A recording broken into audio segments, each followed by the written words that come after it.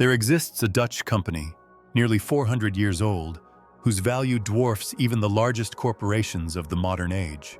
If you combine the market capitalizations of Apple, Microsoft, Amazon, and Saudi Aramco, you still would not reach the scale this single entity once achieved. When people think of capitalism, old money, and global power, they usually turn to names like the Rothschilds or the Rockefellers. Rarely do they think of a quiet Dutch enterprise that fundamentally reinvented how wealth, corporations, and empires operate. This company created the world's first corporation, the first stock exchange, and the first initial public offering. And remarkably, its institutional descendants still exist today. This is the story of the Dutch East India Company, the VOC, and the House of Orange. To understand how this began, we need to go back to the late 16th century. In 1580, a seismic shift occurred in Europe. Spain absorbed Portugal into a personal union, placing two vast global empires under a single crown. Together, they controlled territories across Asia, Africa, and the Americas. This consolidation instantly reshaped global power at sea. For the Dutch Republic, this posed an existential threat. The Dutch were still fighting for independence from Spain, and now they faced an enemy with unprecedented global reach. Militarily, they could not compete directly, so they forged a different weapon: private capital. In 1602, 7 competing Dutch trading companies were merged into a single entity, the Verenigde Oost-Indische Compagnie, known today as the Dutch East India Company. On the surface, it resembled a merchant firm. In reality, it was an instrument of economic warfare. It possessed armed fleets, private armies, fortified ports, and the legal authority to act as a sovereign power. What made the VOC truly revolutionary, however, was not its firepower. It was its shares. For the first time in history, ordinary citizens could invest in imperial expansion and profit from it. The company scaled beyond anything a monarchy could achieve, without a king and without raising taxes.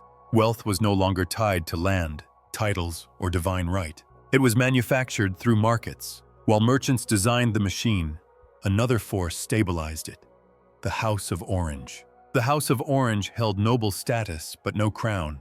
In a republic dominated by merchants, their traditional authority was fragile. Spain sought their destruction. Amsterdam's elites wanted tighter republican control. Feudal power no longer guaranteed survival. Faced with irrelevance, the House of Orange adapted. They tied their fate to capital. Although they did not directly operate the VOC, they financed it, protected it, and aligned their political future with its success. Over time, this relationship deepened. Members of the House of Orange later became leaders of both the Dutch East India Company and the Dutch West India Company, effectively positioning themselves among the most powerful figures in Europe.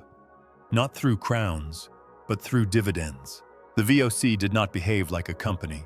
It moved like a state. At its peak, its valuation exceeded $7.9 trillion in today's terms, greater than the GDP of most nations and more valuable than any modern corporation. It employed over 1 million people across its history. Ships departed the Netherlands carrying sailors, soldiers, clerks, and administrators, all employees of a mega-corporation, not subjects of a king. The VOC governed ports, negotiated treaties, enforced monopolies, and imposed its will by force when necessary. Its power rested on 3 pillars: a sweeping state charter, Amsterdam's financial elite, and the strategic backing of the House of Orange. The charter granted authority that rivaled sovereign rule. The company could wage war, sign treaties, seize territory, and govern colonies. With hundreds of ships, tens of thousands of employees, and its own private army, the VOC dominated trade routes from the Persian Gulf to Japan. In Southeast Asia, its influence was most visible. In 1619, the VOC captured Jakarta and renamed it Batavia, transforming it into the administrative heart of its Asian empire. For centuries, Dutch governors ruled from this city, shaping the region's economy, culture, and political structures. Effects still visible today. Financing such an empire required innovation.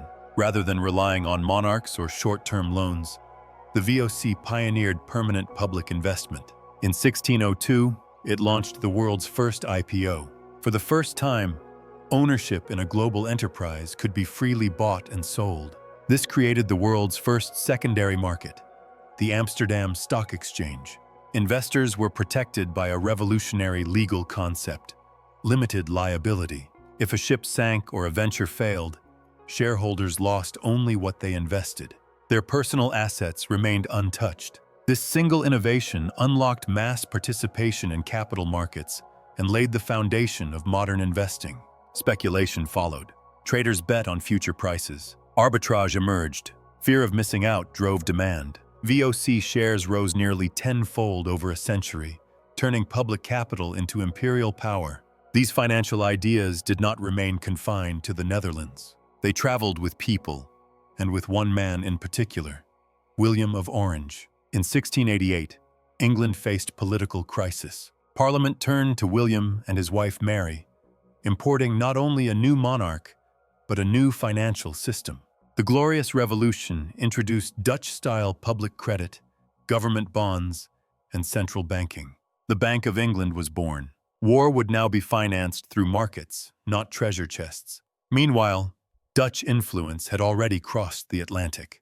New Amsterdam, later renamed New York, was built on Dutch legal and financial foundations. Credit systems, contract enforcement, and commercial norms survived British takeover. Over time, these structures helped transform a trading outpost into a global financial center. By the 18th century, Dutch and British financial elites worked in tandem. Amsterdam's stability merged with London's dynamism. Their shared architecture shaped global finance, and later, American capitalism. Yet even giants fall. By the late 1700s, corruption, rising costs, internal inefficiency, and global competition weakened the VOC. Oversight failed. Markets changed. Monopolies lost favor. In 1796, the Dutch government nationalized the company. Its charter quietly expired. The empire collapsed, but its blueprint survived. Modern corporate finance, multinational corporations, public markets, limited liability, and state market hybrids all trace their lineage to the VOC. Today, the Netherlands no longer rules the seas, but it remains a financial powerhouse, attracting trillions in global investment. And behind this enduring influence, the House of Orange still casts a long shadow. The crown may be ceremonial, but its ties to industry, energy, and capital remain deeply embedded. From Royal Dutch Shell to modern financial institutions, Dutch corporate architecture continues to shape global markets. This story, however, cannot be told without acknowledging its cost. The VOC's rise was built on violence, forced labor, massacres, and exploitation. From the Banda Islands to Batavia, its financial innovations came alongside immense human suffering. That is the enduring lesson. Power and capital are inseparable. Markets can replace crowns, corporations can become states, and systems built for efficiency often sacrifice morality along the way. The VOC changed the world. Its methods still govern how money moves today. If markets now hold the power once reserved for monarchs, the question remains: who governs the markets? If this analysis expanded how you understand capitalism's origins, subscribe to Empire of Money, where we uncover the hidden architecture behind global wealth and power.